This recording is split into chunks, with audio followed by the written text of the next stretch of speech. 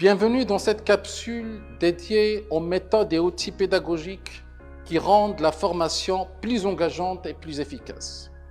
Dans le secteur de l'hôtellerie, un tutorat réussi repose sur une approche dynamique et interactive qui permet aux nouveaux employés de comprendre, assimiler et pratiquer rapidement les compétences nécessaires.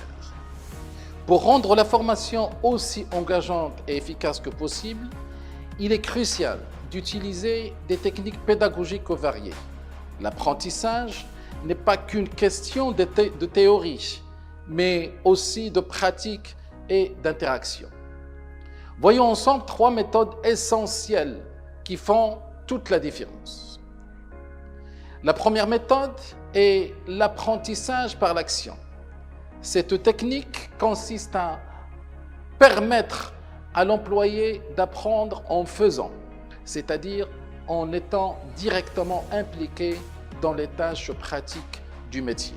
Par exemple, plutôt que de simplement expliquer comment faire un check-in ou gérer une réservation, laissez l'employé le faire lui-même sous votre supervision. Cela lui permet de se confronter aux réalités du poste et de mieux comprendre les enjeux de chaque geste, de chaque interaction.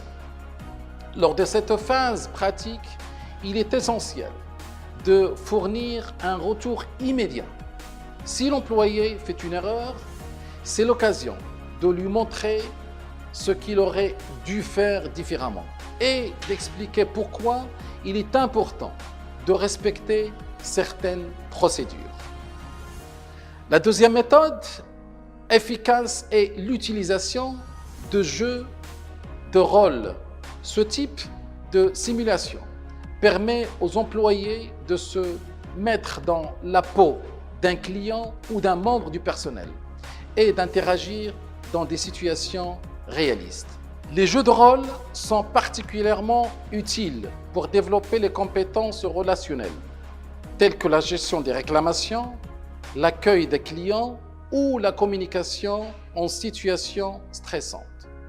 En simulant ces interactions, les employés apprennent non seulement la bonne manière de réagir, mais aussi à gérer leur stress et à adapter leur comportement en fonction des attentes du client. Après chaque jeu de rôle, prenez le temps de faire un débriefing pour discuter de ce qui a bien fonctionné et des points à améliorer.